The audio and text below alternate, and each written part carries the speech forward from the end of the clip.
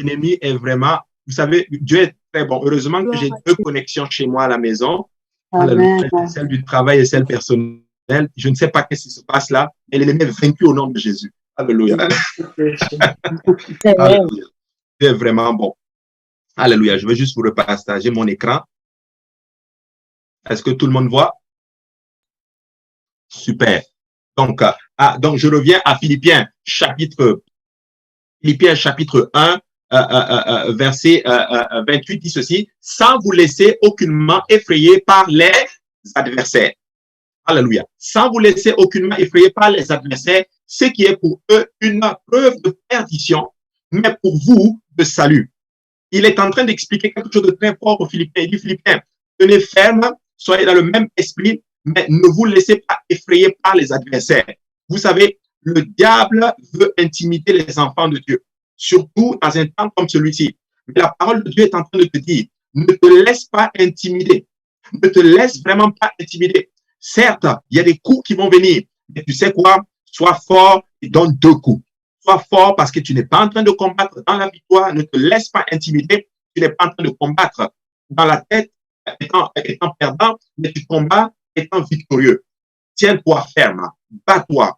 Même s'il y a des coups qui viennent, tiens-toi ferme avec la parole de Dieu. Toi, donne d'autres coups. Tu vas gagner. Alléluia. Ne vous laissez pas effrayer, mes frères et sœurs, par les diverses afflictions par lesquelles on traverse. Soyons fermes, restons dans la prière, demeurons tellement forts dans le Seigneur que après cette situation-là, c'est juste la gloire qui va arriver. Alléluia. Il dit ceci, et cela, mais c'est pour vous de salut. Pour eux, c'est une preuve de perdition. Pour le diable, ils sont perdus. Mais pour toi, alléluia, c'est une preuve de salut. Quand tu es attaqué, alléluia, ça veut dire que tu es en train de faire mal à l'ennemi. Peut-être que beaucoup d'entre vous, vous passez par des moments complexes et difficiles. C'est, hey, tu es en train littéralement, tu as secoué le prince de la région. Et là, au verset 29, il dit, et cela, allez, je veux juste, et cela de la part de Dieu. Car il vous a été fait la grâce par rapport à Christ, non seulement de croire en lui, mais encore de souffrir pour lui. Donc, Paul est en train d'enseigner quelque chose maintenant aux Philippiens en leur disant que c'est une grâce de souffrir pour Christ.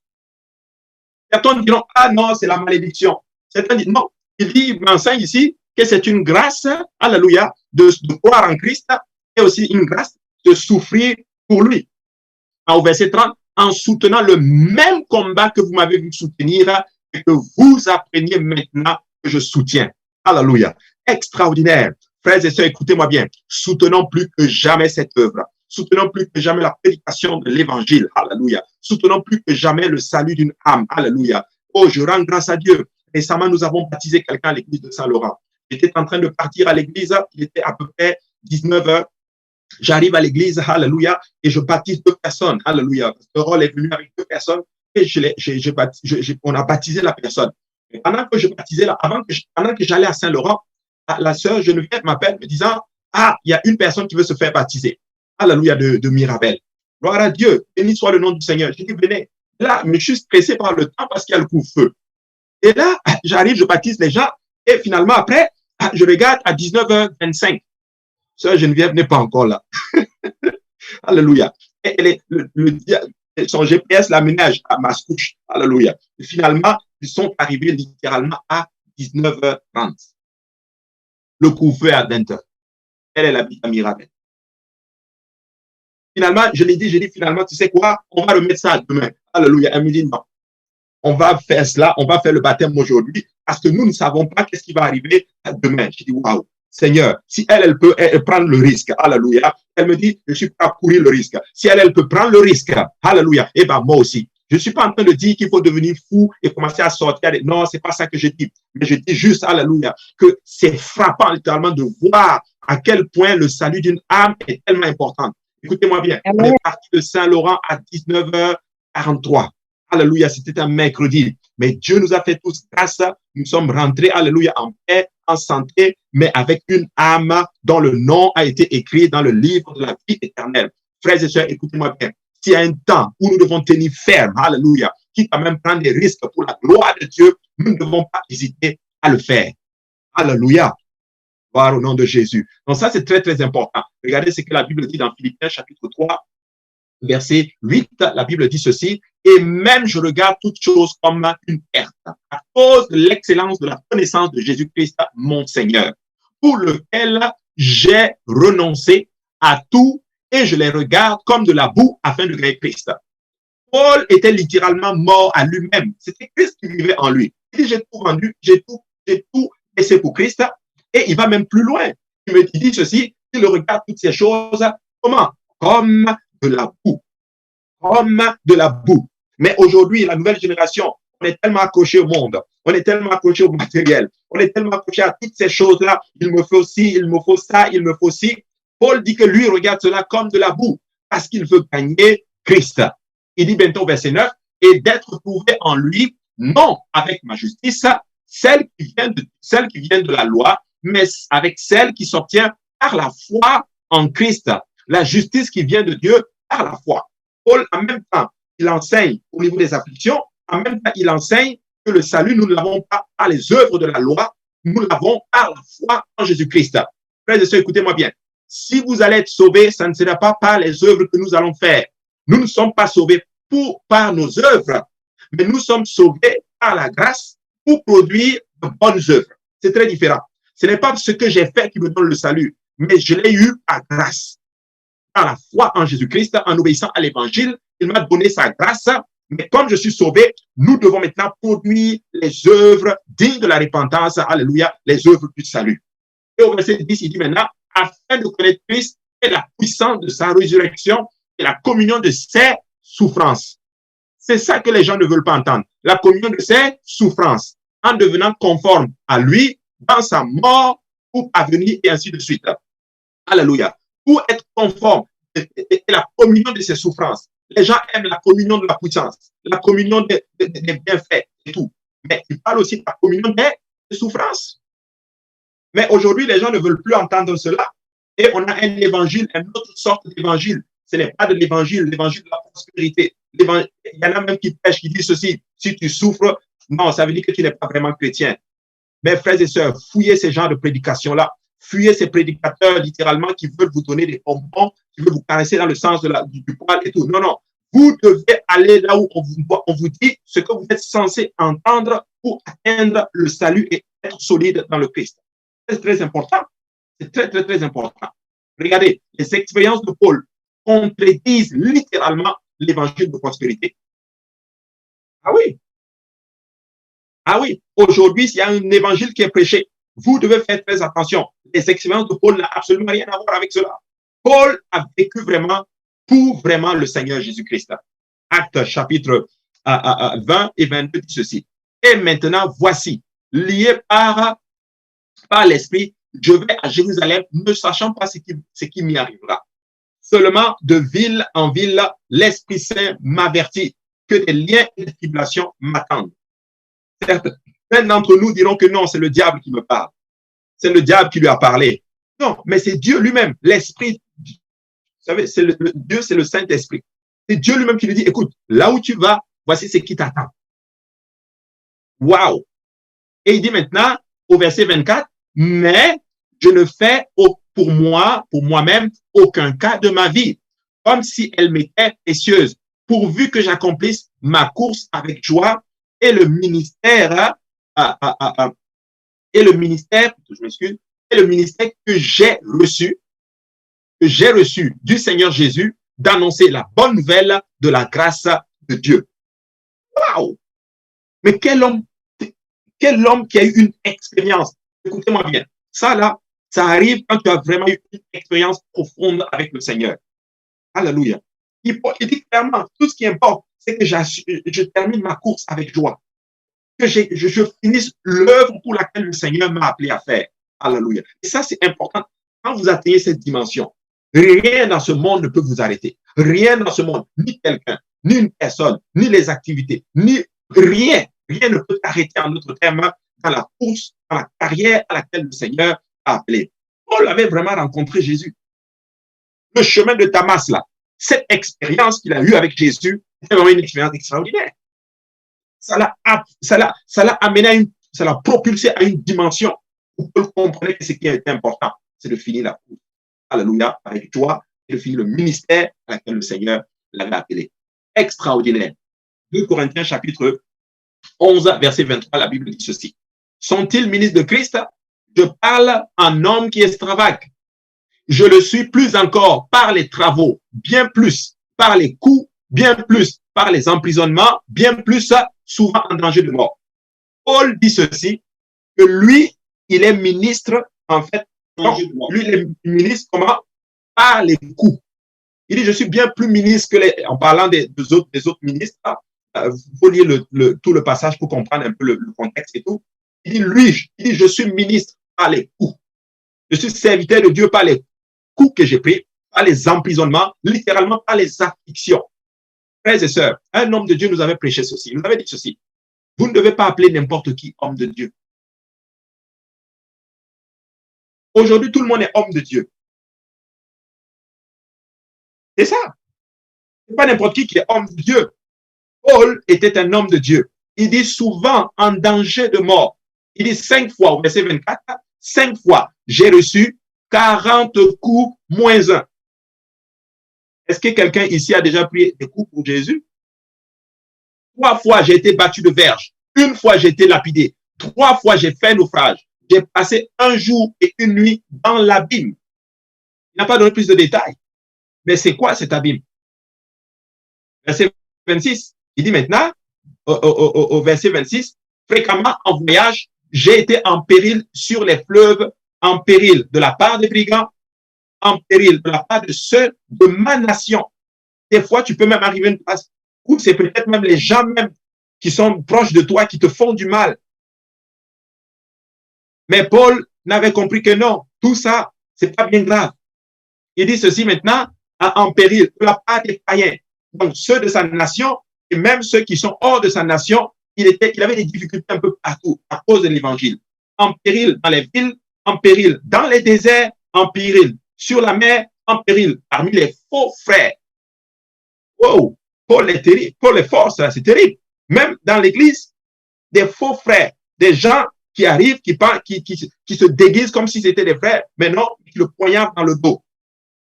Il le dit clairement, les faux frères. Il dit maintenant au verset 27, il dit, j'ai été dans le travail et dans la peine exposé à de nombreuses veilles, à la faim et à la soif. Alléluia. Aujourd'hui, on se plaint.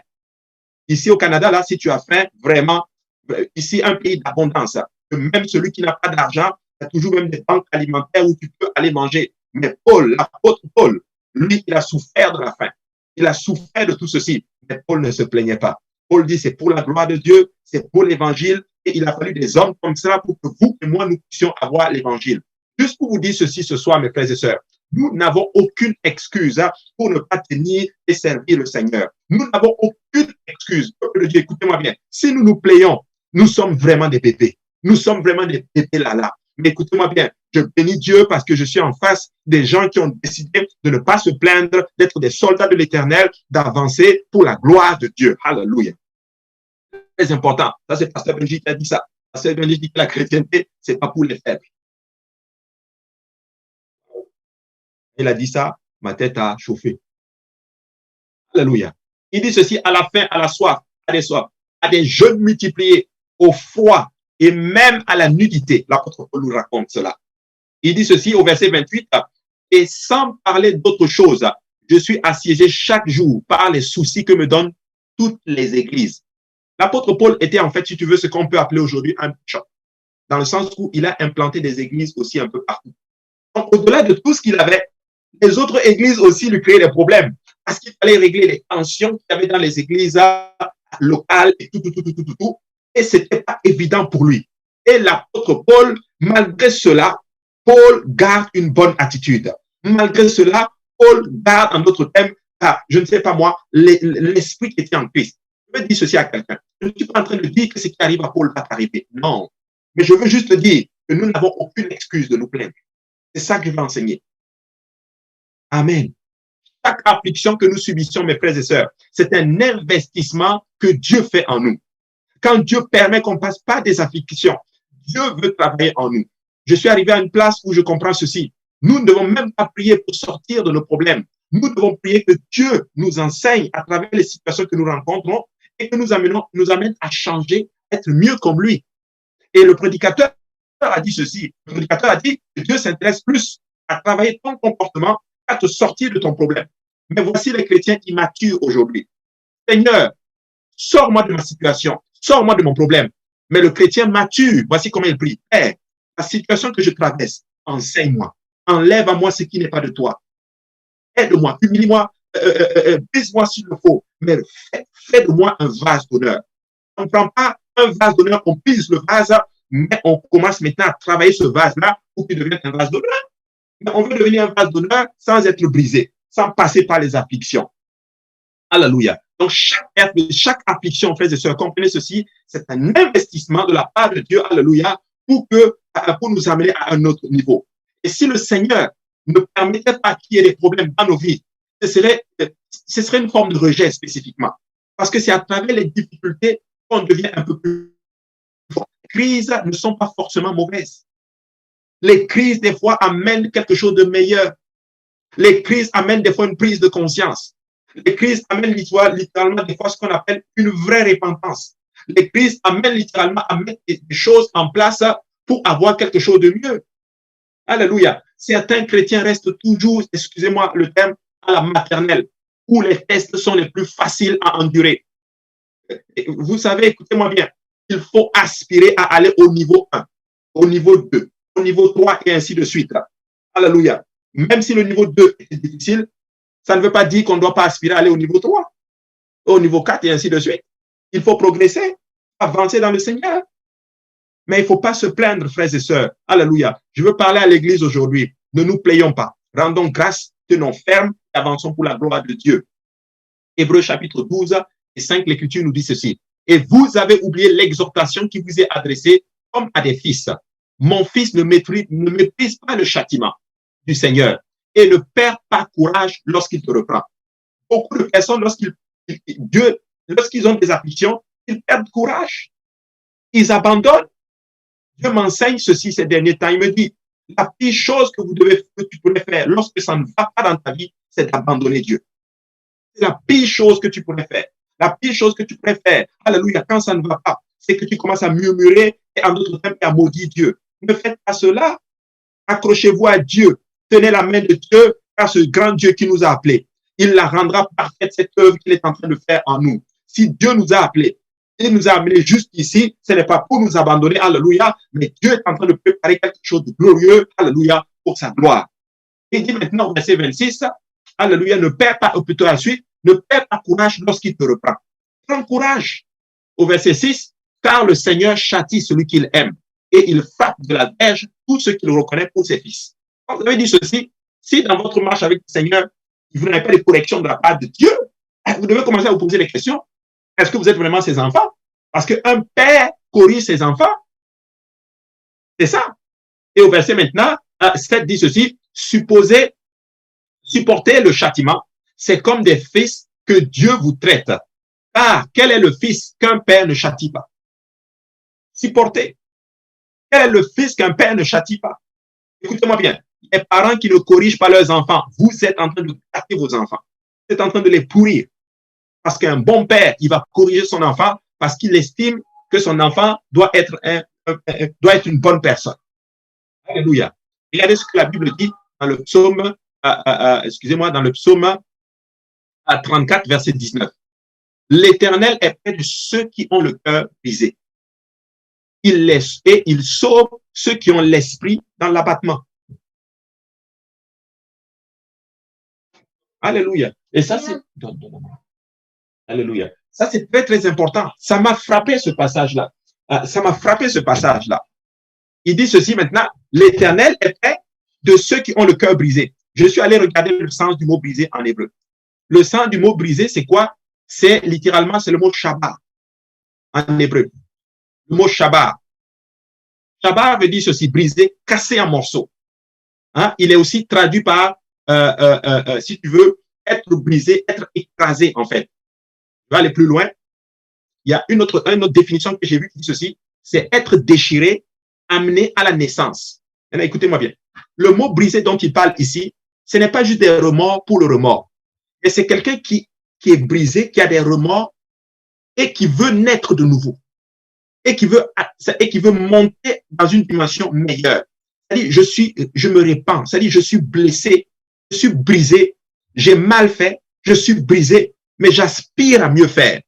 C'est ça que le mot Shabbat veut dire. Voici pourquoi l'Éternel dit, ces gens de personnes-là, Dieu est près d'eux. Dieu est près de celui-là qui est, c'est-à-dire, il est brisé, mais il veut devenir meilleur.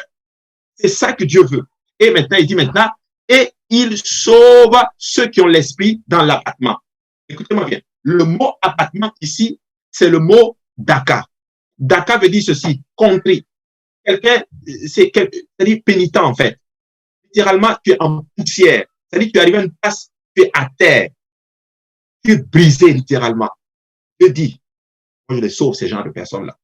Ce n'est pas les gens qui ont des remords, juste un simple remords, alléluia, qui font la pitié, qui s'apitoient sur leur sort, mais qui vivent toujours dans le péché et qui ne veulent pas changer. Non, je parle de ceux-là, alléluia, qui sont brisés, alléluia, peut-être pour des fautes, pour des afflictions, qui sont brisés, même peut-être pour des choses qu'ils n'ont pas faites, mais ils aspirent toujours à avoir quelque chose de mieux avec le Seigneur.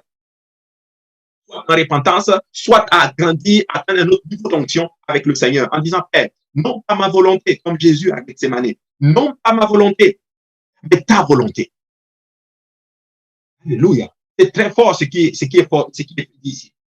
Ésaïe chapitre 57 et 15, j'ai vu ce passage-là aujourd'hui, ça m'a touché. Le passage dit ceci. Car ainsi parle le Très-Haut, dont la demeure est éternelle et dont le nom est saint. J'habite dans les lieux élevés et dans la sainteté, mais je suis avec l'homme contrit et humilié. Waouh! Dieu dit qu'il est avec l'homme qui est contrit, alléluia, et le mot contrit et humilié. Et regardez ceci, afin de ranimer les esprits humiliés, afin de ranimer les cœurs contrits. Écoutez-moi bien, il est en train de dire ceci, Dieu est avec eux parce qu'il va les ranimer.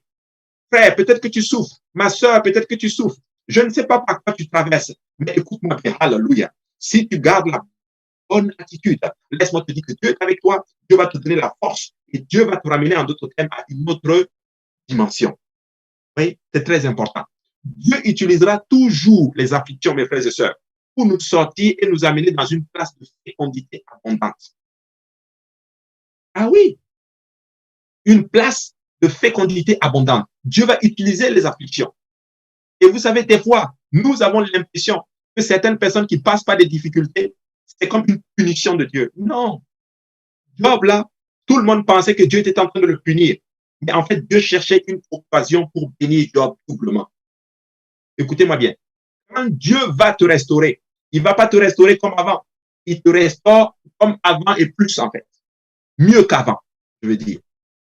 Oui, c'est très important, mes frères et sœurs, alléluia, de comprendre ces choses-là. Donc, Dieu va utiliser les afflictions pour nous amener à un niveau de fécondité abondant. Alléluia.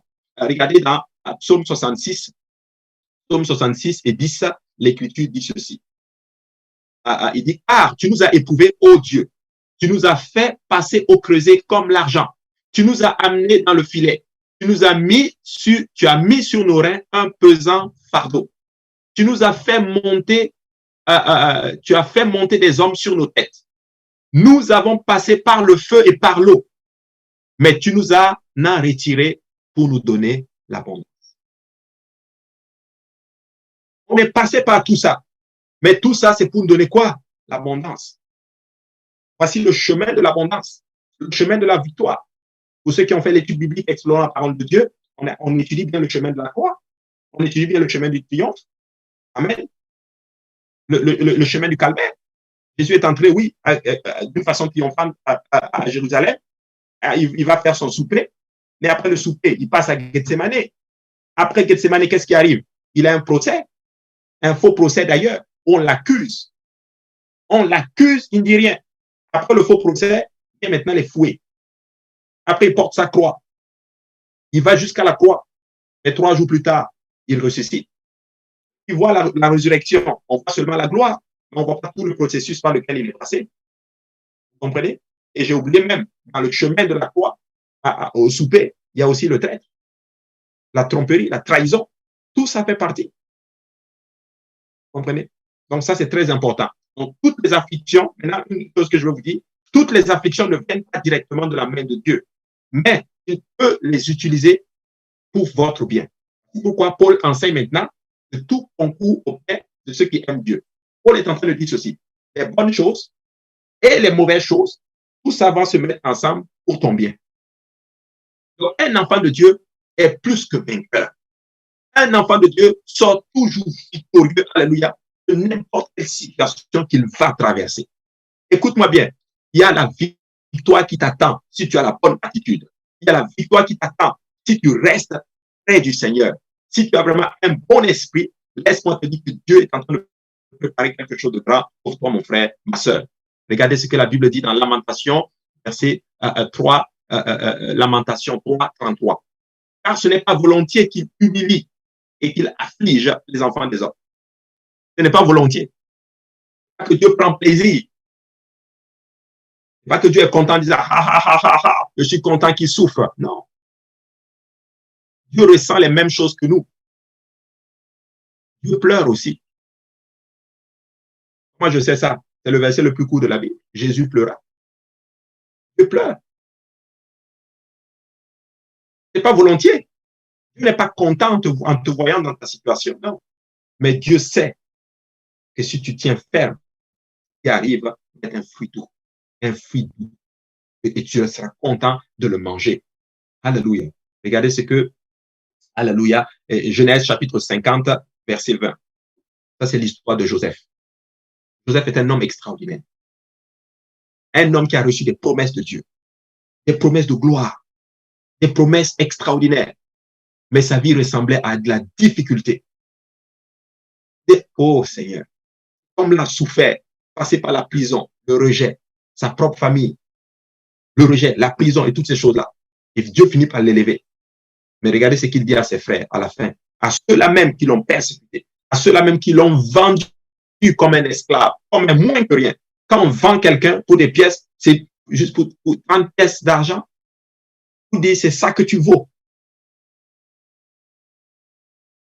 La fiche qu'on a vue tantôt pour J-Peniel, qu'est-ce que c'est écrit? Il n'y a pas de prix pour une âme. Mais lui, ses frères disaient que toi, ton âme, là, c'est juste une pièce. Vous vous rendez compte? Mais quand il arrive, voici ce qu'il dit maintenant à ses frères. Lorsqu'il est dans sa position d'autorité, lorsqu'il a tout le pouvoir de se venger, voici ce qu'il dit. Il dit, vous avez médité de me faire du mal. Dieu l'a changé en bien pour accomplir ce qui arrive aujourd'hui pour sauver la vie à un peuple nombreux. Il n'est pas rancunier. Tu sais, tu vas devoir lâcher la rancune. Et je parle à quelqu'un. Tu sais, la rancune ne va pas t'amener quelque part. La rancune va te détruire. Alléluia. Les vrais leaders, c'est les vrais dirigeants, les vraies personnes que Dieu va élever. Ceux-là qu'on peut dire, ça là, c'est un leader ou, je ne sais pas, un leader. Tu arrives à cette place littéralement où la miséricorde te porte de ton cœur. C'est ça, Joseph. C'est ça, Joseph. Il a compris que toutes ces souffrances, c'était pas juste ces souffrances, c'était pour sauver tout un peuple. Alléluia. Est-ce que c'était facile? Non, c'était difficile. C'est tout un processus qui était fait en lui. Voici pourquoi on l'appelle le type de Christ. Écoutez-moi bien. Il n'y a pas de victoire sans souffrance. Alléluia. Dieu est en train de m'enseigner aujourd'hui, dans ces derniers temps, sur la puissance de l'amour. On le sait souvent, l'amour est patient, l'amour n'est pas vieux, supporte tout et tout. Écoutez-moi bien. C'est une chose de citer les versets, mais c'est une autre chose de le vivre. Et c'est ça. Beaucoup savent citer les versets, mais quand le temps arrive pour vivre ces versets, pour que ces versets-là commencent à prendre de la vie en nous, à ce moment-là, c'est quelque chose. Frères et sœurs, je prie ma prière, c'est que nous puissions arriver à une place où cette parole prend de la vie en nous. Alléluia, ces paroles, ces versets que nous citons là, nous l'avons expérimenté, nous pouvons dire oui, c'est vrai. L'amour, là, les patience, les point envieuse, le point le mal, et l'excuse, et ainsi de suite. C'est Joseph. Que Dieu nous donne l'esprit. Que Dieu nous amène, que Dieu nous donne des Joseph. et des Joseph. Alléluia. Dieu a besoin de ces vétérans chevronnés, comme Paul, pour montrer sa fidélité à leur génération. Vous savez, des fois, ça prend des fois d'avoir vécu une situation pour dire que Dieu est fidèle. C'est facile de dire Dieu est fidèle. Mais passer par une situation où toi-même tu vois la fidélité de Dieu. Comme tu vois que non, ce Dieu-là, il est fidèle. Hey, là, quand tu vas le dire, l'onction qui va accompagner cela n'a rien à voir avec juste le dire simplement. Alléluia.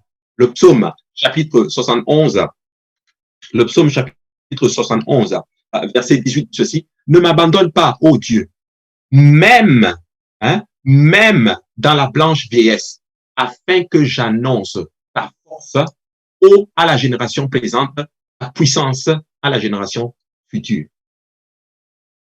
C'est ce que le psalmiste dit. Ne m'abandonne pas, ô Dieu. Même dans, je veux juste être capable de dire, ah, fidélité. Il est fidèle. Il est fidèle. Alléluia. Et vous savez quoi? On va aller dans une autre, je ne sais pas si on peut dire dimension, mais on va aller dans une autre face de l'enseignement d'aujourd'hui. Et je vais vous enseigner quelque chose que vraiment, j'ai à cœur vraiment que si on saisit cela, nous allons faire de grandes choses pour la gloire de Dieu. Vous savez, la façon dont nous agissons dans nos afflictions et nos souffrances a tout à voir avec le résultat que nous allons avoir. Je répète, la façon dont nous réagissons dans nos souffrances et dans nos afflictions a tout à voir avec le résultat que nous allons avoir. Alléluia. Il faut avoir une bonne attitude. Tu peux avoir raison. Je venais quand je rentrais aujourd'hui, c'est ça qui est venu dans mon esprit quand je conduisais. Tu peux avoir raison. Et puis avoir même temps tort. Parce que dans ton affliction, tu développes une mauvaise attitude qui fait que Dieu veut combattre pour toi, mais il ne peut pas. Ton attitude le bloque. Frère, développons une attitude d'humilité, de prière, de soif, et surtout à chercher à savoir qu'est-ce que Dieu est en train de faire à travers cette situation-là. C'est ça. Et maintenant, on va étudier maintenant, et je vais vous enseigner quelque chose de comment nous gaspillons nos afflictions. Parce que j'ai tout ça pour vous dire que les afflictions ne sont pas mauvaises. On a vu que les afflictions sont là parce que Dieu veut investir en nous. Mais beaucoup d'entre nous, nous gaspillons l'affliction. Premier point. Nous gaspillons les afflictions avec les mauvaises pensées. Les mauvaises pensées. Des fois, nous avons des mauvaises pensées. Oh, ce qui m'arrive, oh, c'est ceci, c'est ceci, c'est ceci, c'est ceci, c'est ceci. Et on commence, en d'autres termes, à imaginer un faux scénario. Un scénario tellement négatif que le diable lui-même a préparé cela. Je ne sais pas s'il est dans le studio de Spielberg, je ne sais pas s'il est dans le studio de Hollywood, je ne sais pas. Il prépare un faux scénario. Et il t'empoisonne avec cela. Je vais être honnête avec vous, j'ai vécu des situations où, dans des moments difficiles, tes pensées divaguent. Tu commences même à faire des rêves en lien avec les pensées qui viennent à ta tête. Jusqu'à ce que, un jour, je me lève comme ça, je ne sais pas, je crois que c'est le Saint-Esprit, le Seigneur qui me parle, qui me dit, écoute, qu'est-ce que tu es en train de faire? Je dis, je ne crois plus à toutes ces choses, je crois à la parole de Dieu, je crois à ce que Dieu dit. Même si ça n'a rien à voir avec la situation, voici ce que la parole de Dieu dit. Alléluia. Écoute-moi bien. Si les situations que tu traverses, tu as des mauvaises pensées, même si tu es en train de voir des scénarios qui est en train de perdre un tableau négatif à l'encontre de la parole de Dieu, refuse ça envoie ça dans les profondeurs de l'enfer, crois en ce que la parole de Dieu déclare.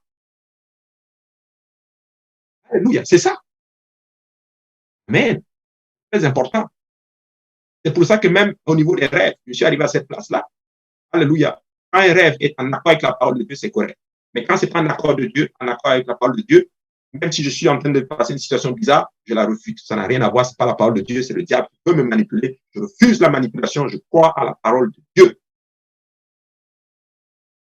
Il ne faut pas gâter vos aspirations avec de mauvaises pensées. Les murmures. Comment ça se plaindre en se plaignant dans le présent. On gaspille les afflictions et ce que Dieu veut faire. Supporte patiemment la souffrance. Supporte. Développe une bonne attitude. Crois en Dieu. Dis à Dieu, Père, je te rends grâce. Je continue à te servir. Je veux marcher dans la sainteté, dans l'intégrité. Je veux t'aimer de tout mon cœur et de toute mon âme. Parce que tu es un bon Dieu pour moi. Tu m'as aimé, tu m'as fortifié, tu m'as sauvé. Tu as donné ta vie pour moi. J'avance avec toi. J'avance avec toi. Parce que tu as de grandes choses pour moi. C'est la raison pour laquelle tous les tests que Israël a eus dans le désert, Dieu voulait les amener à un autre niveau, mais ils ont échoué au test. Ils ont gaspillé leurs afflictions. Ils ont gaspillé leurs afflictions. Donc, ça fait que tous les résultats qu'ils ont eu, ils ont eu de mauvais résultats. Peut-être pas dans tout, mais ils ont eu beaucoup de mauvais résultats. Donc, ça, c'est très important. Deuxième point. Ah, je m'excuse, je suis allé un peu trop. Alléluia, désolé. Deuxième point de comment nous gaspillons nos afflictions lorsque nous ne nous rappelons pas des délivrances de Dieu a opéré dans le passé. L'esprit de l'ingratitude, l'esprit de l'oubli. Ça, c'est vraiment l'esprit de l'Égypte. On oublie les bienfaits de l'Éternel. Moi, je me rappelle où beaucoup d'entre nous étaient paumés comme pas possible. Ce n'étaient même pas les membres de nos familles. Je me rappelle dans certains cas où c'était même chaud, des difficultés. Je me rappelle dans certains cas où certains n'avaient même pas les moyens pour payer leur loyer. Ça n'a rien à voir avec ce que Paul a vécu. C'est même pas une infime partie de ce que Paul a vécu. Même pas comparé, n'en parlons même pas Jésus lui-même. Mais Dieu a été grand avec nous. Dieu a fait de grandes choses. N'oublions jamais la main de l'Éternel dans nos vies. N'oublie jamais où tu étais dans le passé. N'oublie jamais qu'en Égypte, là, c'était les coups de fouet, esclaves. Mais Dieu est venu nous a libérés. N'oublions jamais les bienfaits. Toujours contre les bienfaits de l'Éternel dans toi. Oh, Dieu a fait ceci. Je me rappelle quand Dieu faisait cela. Je me rappelle quand Dieu a fait cela. Je me rappelle quand Dieu a fait cela. Alléluia. Gloire à Dieu. La joie revient dans le cœur. La force spirituelle reprend. Tu avances dans le combat. Quand les mauvaises pensées viennent, qu'est-ce qu'on fait? Commence à penser. Ouvre ton cahier de miracles, ton livre de miracles, où tu as noté. Alléluia. En tout cas, si tu l'as noté, tous les bienfaits de l'Éternel dans ta vie. Frères et sœurs, écoutez-moi bien ce secret que je vous donne. C'est puissant, ça. Notez toutes les visitations que vous avez eues avec le Seigneur. Notez les dates. Qu'est-ce qu'il vous a dit? Tous les bienfaits, les miracles qu'il a performés. Quand ça ne va pas, ouvrez ce cahier. Regardez-le et voyez la gloire du Seigneur. La joie va revenir, les pensées vont revenir à leur place et la force va repartir. Et c'est pourquoi Paul maintenant enseignait disant que tout ce qui est pur, tout ce qui est ceci, soit l'objet de vos pensées, tout ce qui est louange, c'est ça. Il ne faut pas oublier. N'oubliez jamais. Alléluia. N'oubliez jamais. Alléluia. Donc ça, c'est très, très important. Troisième, plutôt, quand David s'est tenu devant Goliath, qu'est-ce qu'il a fait? Il y a quelque chose que David a fait. Il n'a pas seulement pris les pierres. Il a pris les pierres. Mais il a rappelé à Goliath quelque chose que Dieu avait fait dans le passé. Il a tué l'ours et le lion. C'est ça. Il vient devant l'ennemi, il dit à l'ennemi, tu sais quoi?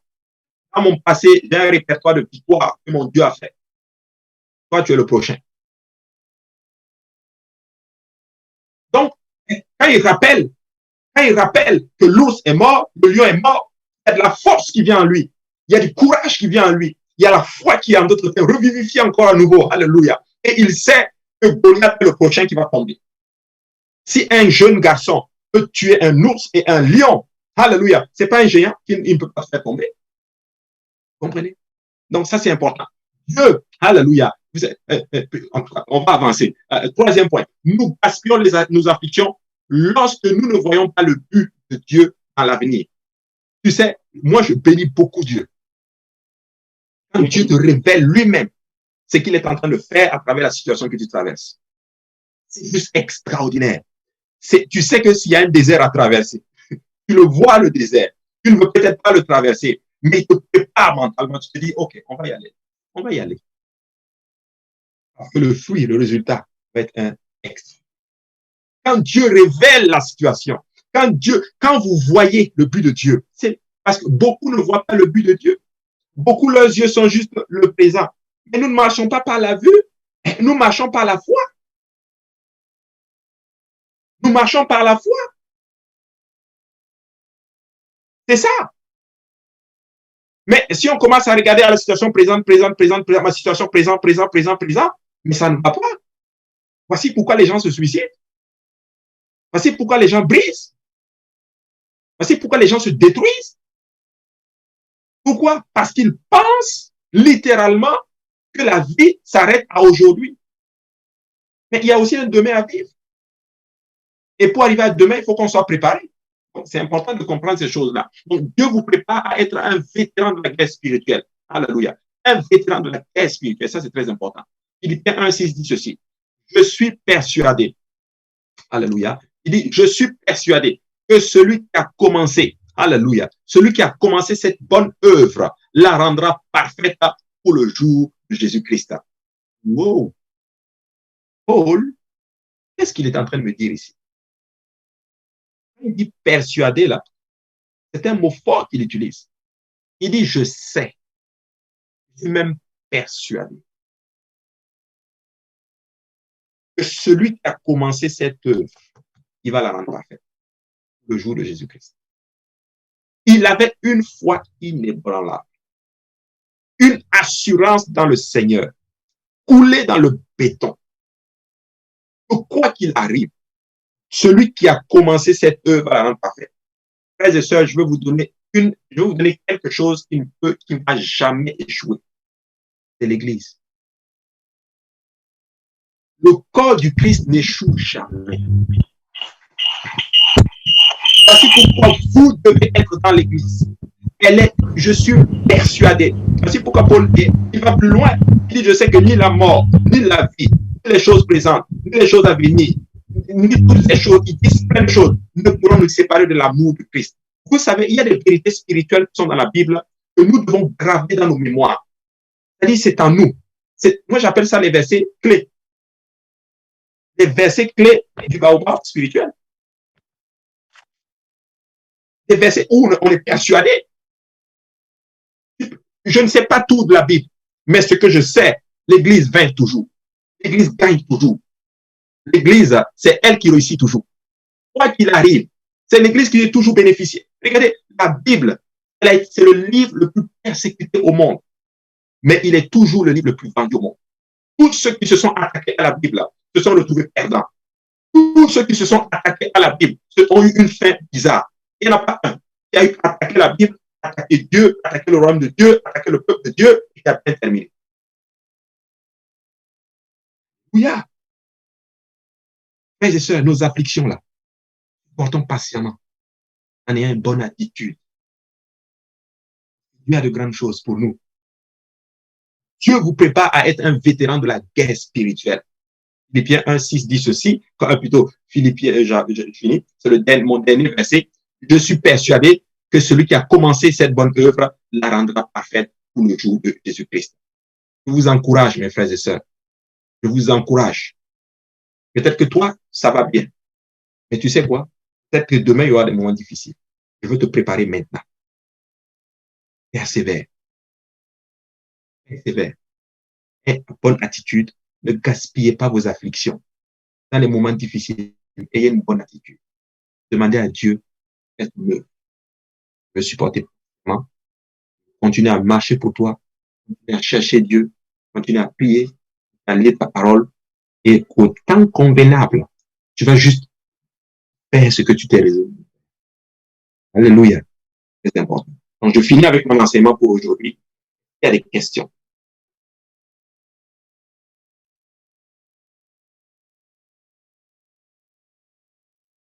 Alléluia. Il n'y a pas de questions. Ah, c'était clair. Alléluia. Nous rendons grâce à Dieu. Alors maintenant, nous allons maintenant prier et nous allons maintenant nous remettre entre les mains du Seigneur. Alléluia. Et je vais demander Alléluia. Je vais demander à Pasteur Yannick de nous aider à prier, clôturer la réunion de prière pour aujourd'hui. Amen.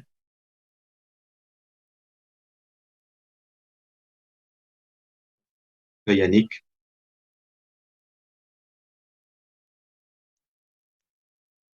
Que Pasteur Yannick n'est pas avec nous. Alléluia, c'est pas bien grave. Je vais demander au frère Achille, si le frère Achille est là, s'il peut nous aider à prier. Ah, Pasteur Yannick est là, oh, gloire à Dieu. Alléluia. Je pensais que le Seigneur l'avait enlevé. Je lui dis, mais qu'est-ce que nous on fait ici? Non, il est là. Gloire à Dieu. Alléluia. Pasteur Rababos, Yannick, aide-moi à prier, s'il vous plaît. ok, prions Dieu. Seigneur Jésus, merci pour ta grâce, merci pour ce moment de la parole que nous avons reçu de ton serviteur, le pasteur Abou. Nous prions pour que ta main soit sur nous, que tu oignes ton église, que tu oignes tous ceux qui suivent et qu'ils reçoivent ce message et qu'ils le mettent en application pour la gloire de ton nom. Nous remettons encore notre pasteur, le pasteur Kauzi, en prière, que tout ce que tu fasses au Congo, tu le fasses dans tous les pays du monde entier, ici au Québec, Seigneur. Que ta main soit sur nous, fortifie-nous et bénis-nous au nom précieux et glorieux de Jésus. Que tout le monde dise au nom de Jésus. Nom de Jésus. Alléluia. Que Dieu vous bénisse. Je m'excuse, j'avais oublié une annonce très importante. Comme je l'ai mentionné ce samedi-ci, nous voulons prendre les débris et puis aller les jeter à la fourrière, à l'église de Beaubien. En passant, nous rendons grâce à Dieu pour les travaux qui avancent vraiment, vraiment bien. Nous bénissons beaucoup, beaucoup le Seigneur. Tous les frères vraiment qui travaillent là-bas. Alléluia, c'est vraiment extraordinaire. Alléluia. J'évite juste de citer des noms parce que je peux manquer des noms, mais vraiment que Dieu vous bénisse. Dieu vous connaît tous ceux qui donnent sacrificiellement de leur temps, énergie, argent. Que Dieu vous bénisse. Donc vraiment, si vous pouvez être là, ça va beaucoup nous aider. On veut commencer quand même tôt, tout au plus peut-être même vers 9 heures, parce que il y a d'autres activités un peu plus tard. Je sais que samedi avec le groupe, je ne veux pas qu'il y ait des formes d'interférence, mais vraiment si on peut être là, les hommes qui seront disponibles, vraiment je vous en prie, soyez là. Hein, à partir de 9 heures, on va louer le camion. Amen. On va charger. Plus on est nombreux, plus ça va aller vite. Et puis peut-être même au plus tard, même, je ne sais pas moi, si on commence à 9 heures, au plus tard, peut-être même midi 30, par la grâce de Dieu, même 13 heures, on aurait fini et puis nous, on peut vaquer à nos autres rêves. Amen. Alléluia. Donc, c'était vraiment cela. Que Dieu vous bénisse. En général, comme je l'ai dit, ça, je laisse Pasteur Kauzi, je me mets en retrait, je laisse Pasteur Kauzi annoncer. Mais comme il est en voyage, donc je vais vraiment annoncer cela. Donc, je vous en prie, soyez là. Vraiment, maman, quand vous allez, dites à vos maris, venez, hein, chassez-les, ils vont venir aider à l'église de l'Est. Alléluia. Oui, frère Pasteur Yannick. Ah oui? Aïe, aïe, aïe, maman, Seigneur, Désolé, aide-moi. désolé, sœur Damaris, c'est Arlette. Il y a des questions? Ouais, les afflictions vont partir, font partie du parcours de tout chrétien, mais est-ce que nous devons prier pour que le Seigneur les ôte de nos vies? Bon, moi, c'est pas ça. C'est ce que je disais d'ailleurs. Faut pas prier pour que le Seigneur le. Faut pas prier comme cela. Faut prier en d'autres termes que à travers les afflictions, on devienne meilleur. À travers les afflictions, on devienne comme Christ. Parce que si l'affliction part et que l'affliction ne produit pas ce pour lequel le Seigneur a permis que ça arrive, parce qu'il y a certaines afflictions qui viennent du Seigneur, comme il y a d'autres qui ne viennent pas de Dieu, d'autres viennent par nos propres erreurs. Donc, il y a trois types d'afflictions. Ceux qui viennent par le Seigneur lui-même, les afflictions qui viennent par le diable, et pas les afflictions qui viennent par nos propres erreurs. Anyway, tous ces trois-là, Dieu les utilise pour sa gloire. Mais le plus important, c'est d'apprendre la leçon, qu'est-ce que Dieu veut nous enseigner par rapport à ça, et nous amener à être meilleurs. Pas prier que Dieu enlève les afflictions, puis que Dieu te donne la force et de comprendre surtout qu'est-ce qu'il veut amener à changer et qu'il change l'attitude qu'il veut changer. Alléluia. Mm-hmm. Daniel, est-ce que la prospérité est juste financière? Est-ce qu'elle peut être spirituelle aussi? Oui, absolument. C'est vrai que quand on parle de prospérité, quand je parlais de ça, je faisais référence à ceux qui parlent plus de l'extérieur, le matu vu, l'argent, et tout, les acquisitions matérielles. Mais Paul dit ceci, je souhaite que ou je sais plus qui disait ça, que ces gens, je pense, un des apôtres, prospère à tous égards comme prospère l'état de ton âme. Alléluia. Maintenant, quand je parlais de prospérité dans ce cas-là, c'est vraiment ce qu'on voit aujourd'hui, le matériel. Mais oui, on peut parler de prospérité spirituelle ou spirituellement, vraiment, ça va bien. La relation avec Dieu est vraiment, Dieu t'aide beaucoup, tu comprends ce que Dieu a avec toi. Et on peut dire ça ainsi que si, par exemple, même à travers les afflictions, tu comprends que Dieu est en train de travailler avec toi et que tu as une relation avec le Seigneur qui t'amène à grandir, à aller en profondeur, spirituellement. On peut dire cela. Mais quand je parlais de prospérité, l'évangile de prospérité, c'est qu'aujourd'hui, il y en a qui disent littéralement que, par exemple, un chrétien qui n'est pas riche, bah, il ne manifeste pas Christ. Il y en a qui le disent littéralement là. Ça arrive qu'il y a même des églises où quand tu portes le même costume 2 dimanches de suite, on te dit, mais toi, tu n'es pas béni. Nous, ces églises-là, nous, on ne peut pas aller là-bas. Vous comprenez? Donc, c'est vraiment, je fais la nuance entre les deux. Donc, quand ça va bien, on peut parler aussi effectivement de prospérité spirituelle. Je ne sais pas si je réponds à la question. C'est quoi le verset du livre de Lamentation, s'il vous plaît? C'est Lamentation 3, 33. Vernica, Lamentation 3, verset 30. Merci. Gloire à Dieu. Je vais juste m'assurer que c'est vraiment le bon verset. Je l'avais dans mon texte ici. Oui, Lamentation 3, 33. Voilà. Je veux juste voir s'il y a d'autres questions. Il n'y a plus de questions. Super. Alors, dans ce cas-là, nous allons nous remettre entre les mains du Seigneur. Que la paix de Dieu soit avec tout un chacun de vous. Que Dieu vous bénisse et nous nous revoyons très bientôt. Amen. Merci, Pasteur Raoult. Amen. Soyez bénis. Bye bye. Bye. Ok, donc, mesdames et messieurs, Mesteur est avec nous. Comme le pasteur Bois dit, que la paix du Seigneur soit avec vous, sur chacun d'entre vous, que Dieu vous bénisse. Et à Bye, passez une bonne journée. prochain Et toi aussi. service demain, Église de Pierre avec le frère Boaz, Conan, et puis à 19h toujours. Et puis vers 18h, 18h30, on aura le service avec le frère Vincent Roger Alexandra. Église de Granby. C'était le frère Yannick. Au revoir.